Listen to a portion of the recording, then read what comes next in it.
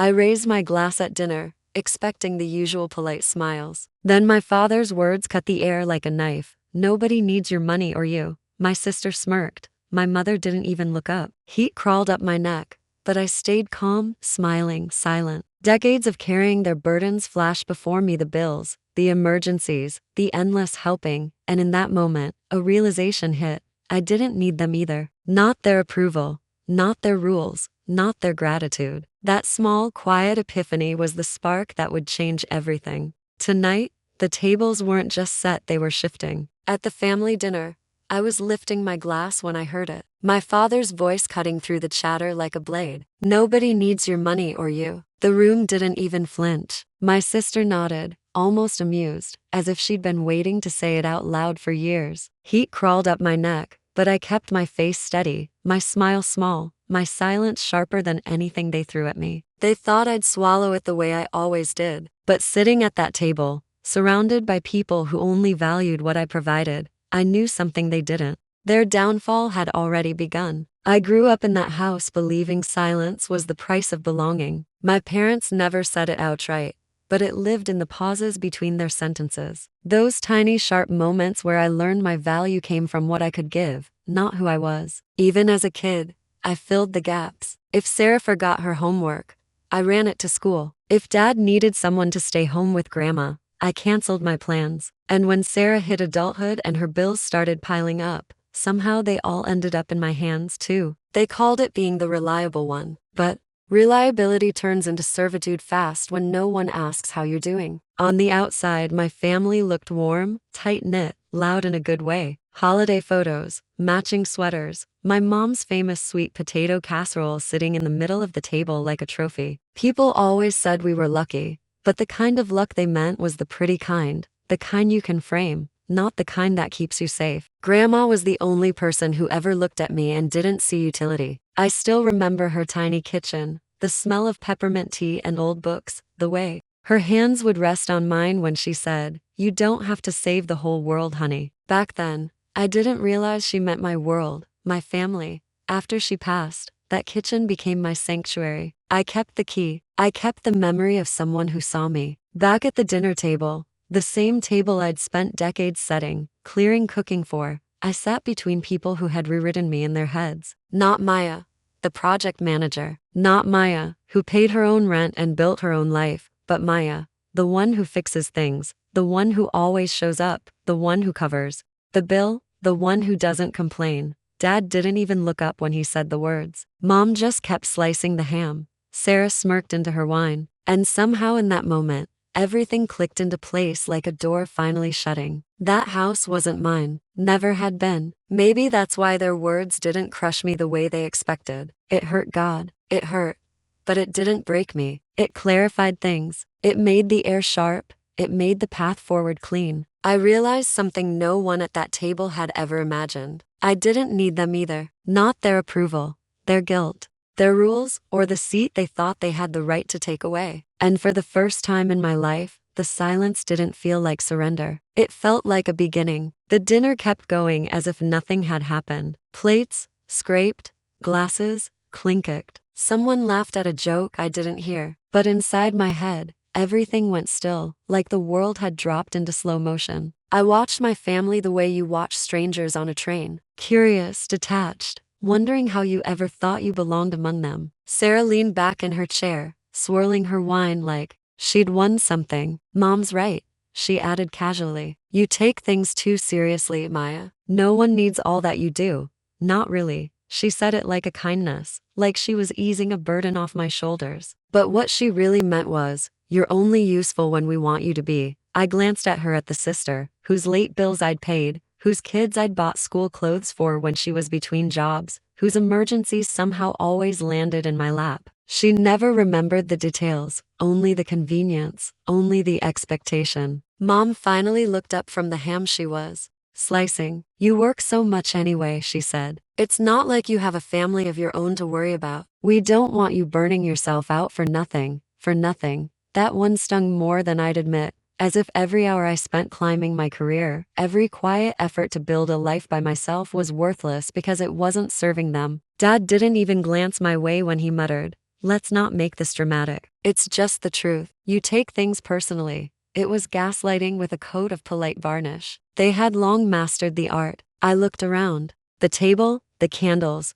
the holiday centerpiece, the empty chair Grandma used to sit in. I used to think her absence left a simple ache, but now it felt like a warning I hadn't listened to soon enough. Sarah dropped her fork, annoyed by my silence. Come on, Maya. Say something. But I didn't trust my voice. Not because I was afraid of what they'd think, but because anger, like that quiet, precise, razor sharp, doesn't want to be spoken. It wants to be acted on. I reached for my napkin, folded it neatly, and set it by my plate. A simple motion, but it shifted. Something in the room. Sarah noticed first. Her brow tightened. Mom paused mid-slice. I stood calm as the surface of a frozen lake. I hear you, I said softly, loud and clear. Dad waved a hand dismissively. Good, then we can move on. But the truth was that was the moment I moved on from the version of myself they'd built. The Maya who bent, who fixed, who carried. The Maya who gave without asking, who stayed small so others could stay comfortable. As I walked toward the hallway to grab my coat, I felt something inside me settle into place. Not a crack, not a break, but a decision. They wanted me silent. Fine. Silence was exactly what they would get, and they had no idea what silence from me actually meant. I didn't slam the door when I left. I didn't storm out or raise my voice. I simply stepped into the cold night, letting the air bite at my cheeks as if it could keep me from sinking too deep into the hurt. The porch light flickered behind me, and for a second I saw my reflection in the window. Tired eyes, tense shoulders, the familiar posture of someone who'd carried too much for too long. The walk to my car felt longer than usual. Each step peeled back another layer of memory every time I'd shown up with groceries. When Sarah forgot payday, every emergency bill, Mom guilted me into covering. Every moment, Dad praised my reliability only to punish me with it later. By the time I reached the driver's seat, a quiet tremor ran through my hands. Not from fear, from recognition, from clarity. At home, the silence hit harder than their words. I turned on the hallway lamp, soft, warm light spilling across my small, tidy living room. The space had always felt like a pause between battles. That night, it felt like neutral territory, finally reclaimed. I sat at my dining table, pulled my laptop closer, and opened a folder I'd never dared start before. Family payments. The name looked foreign, almost clinical, but the truth inside it wasn't new bank statements, transfers, receipts I'd buried under rationalizations like they needed help or it's just this once. I went through them slowly like someone sorting through the wreckage of a house after a storm. Patterns jumped out, repeated withdrawals, emergency charges, late-night transfers. The timeline formed itself sharp and undeniable. For years, I thought speaking up would make me cruel, but silence had made me disposable. The decision arrived gently the way dawn touches a dark room. No drama, no breakdown, just a shift. I sent an email to a lawyer whose name Jen had mentioned months earlier. She once told me, if you ever get tired of being their safety net, call him. Back then, I laughed it off. Now, it felt like the most natural thing in the world. I attached everything, every receipt, every transfer, every message. My cursor hovered over the send button. I breathed once steady. Click. The file left my inbox quiet and final. They wanted a silent Maya. They were getting one, just not the version they expected. The reply from the lawyer came faster than I expected. I've reviewed what you sent, he wrote. This isn't just family help. It's a pattern of financial exploitation. If you're ready, we can move forward. Ready? I stared at that word. Then I saw Dad's bored face in my mind. Heard Mom say, no one needed me. Saw Sarah smirking into her wine. I typed back one sentence. I'm ready. The days that followed were different. I wasn't patching holes in someone else's boat. I was building a case. I met the lawyer in a small office downtown. He listened while I laid everything out from the first borrowed payment to the night they told me I wasn't needed. He asked questions, dates, amounts, exact phrases from their texts. You understand? He said once we file, this stops being private. It becomes a legal matter. They stopped being just family when they treated me like a walking account. I said we documented everything. Late night transfers. Sarah begged for emergencies. Mom called about times. Dad wrapped my help in words like duty. On paper, it was a straight line of withdrawals and guilt. When the fraud report was submitted, there was no thunderclap, just a confirmation email and a message from my lawyer. They'll open an investigation. Meanwhile, my family noticed the shift. Sarah texted first. You're acting weird. Is this about dinner? Mom didn't mean it. I didn't answer. Then Mom called, then Dad. Voicemails stacked up. We're worried about you. Don't take things so personally. Family talks. You know that. In one message, I heard Sarah in the background complaining that her card kept getting declined. I let it play to the end, then deleted it. 2 weeks later, my lawyer called. They've opened an investigation. He said, there's enough to move forward. They'll speak with you again and with them. Them, I repeated. You've been carrying this alone for years, he said. It's theirs to carry now. The day it happened, the sky was a flat winter gray. My lawyer said I didn't have to be there when the investigators showed up, but I wanted to see the moment they realized I wasn't theirs to use anymore. From the street, my parents' house looked the same. Same wreath, same crack in the step. Through the dining room window, I saw the table set my family in their usual places. I parked, walked up, knocked once, and let myself in. Mom looked up, startled. Maya, you didn't say you were coming. I took off my coat, taking in the scene. Dad at the head of the table, Mom at his right, Sarah across from my old chair. Seth leaned back, relaxed. Thought you didn't need me, I said. Mom's eyes narrowed. Don't start. Sarah rolled her eyes. You're seriously still on that? I walked to my seat, but didn't sit. I set my bag there instead. Dad cleared his throat. Look, he said about what was said last time. Let's not blow it up. We were just talking. Mom bristled. I was just being honest. That's one word for it, I said. Seth snorted. We said we don't need your money. Take the hint. I looked from him to Sarah. Funny, I said quietly. Some people are very interested in where my money went. Sarah's laugh cut off. What's that supposed to mean? Before I answered, there was a sharp knock at the front door. 3 hard measured hits that rattled the frame. The sound froze the room. Dad frowned. Who is that? You should get that, I said. He pushed his chair back and went to the door. He opened it and stopped. Good evening, sir, a man said. Financial Crimes Unit were looking for Sarah and Seth Miller and Thomas and Elaine Carver. Silence dropped over the house. Mom stood up. There has to be some mistake, she said. 2 investigators stepped inside, badges visible. One held a tablet, the other a folder I recognized from the copies my lawyer had shown me. There's no mistake, the woman said. We're here regarding an investigation into alleged financial fraud and exploitation. We'd like to ask you some questions. Sarah's chair screeched back. Maya, she hissed. What did you do? For the first time in a long time, I didn't shrink. I stayed silent, I said. Then I started doing things you never expected. Seth stepped forward, face red. You called the cops on your own family over a few transfers. The male investigator looked at him. We're talking about years of unauthorized withdrawals and coerced payments. That's not a few transfers. Please sit down, sir. Dad tried to pull himself together.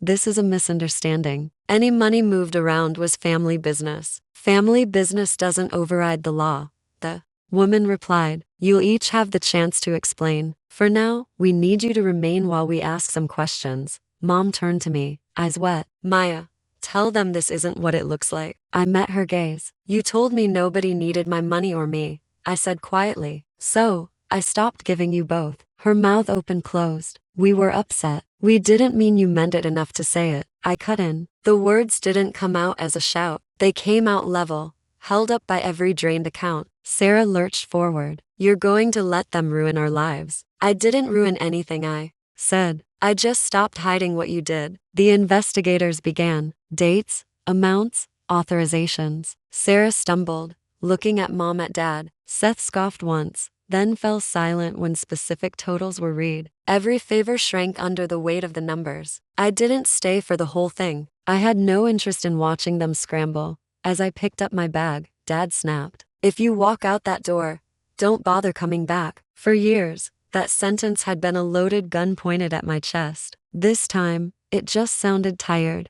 I looked at him, at the man who taught me family was everything as long as I kept paying for it. I left a long time ago. I said, you're just noticing now. Then I stepped outside, closing the door softly behind me, leaving the investigators and my family on the other side with the only thing that had ever really belonged to them: the consequences. I drove away without looking back, but the fallout found its way to me anyway. 3 days later, Sarah's number flashed across my screen over and over until it finally stopped. Then came a text from an unknown number: Seth, they froze my accounts. I might get suspended. Fix this. I didn't reply. A week after that, Mom sent a long email layered with guilt and half apologies. We didn't understand how serious this was, she wrote. Your father is devastated. Please talk to us. The same man who told me nobody needed me was now begging for a conversation. Funny how quickly roles reverse when the money stops. Dad never reached out directly, but Jen did. 2 sentences. They're panicking. You did the right thing. Kelly sent a longer message thanking me for exposing what she'd seen. Signs of for years. You were brave enough for all of us, she wrote. And somewhere between their unraveling and my quiet days alone, something shifted. I found a small apartment 2 states away, close to work, close to peace. No tense dinners, no sudden emergencies, no guilt disguised as love. For the first time in my life, the silence around me didn't feel like absence. It felt like freedom. Some nights I sit by my window with the lamp on low, watching the city move without me. I think about that dinner, the words meant to break me and how they ended up setting me free instead. I used to believe family loyalty meant endurance, absorbing every blow, filling every gap, paying every debt. But love without respect isn't loyalty, it's captivity. Walking away wasn't punishment, it was clarity. And as is the same silence they once mocked became the boundary that saved me. If any part of my story feels familiar, if you've ever been dismissed or used, share your story below. Hit subscribe so you don't miss the next one.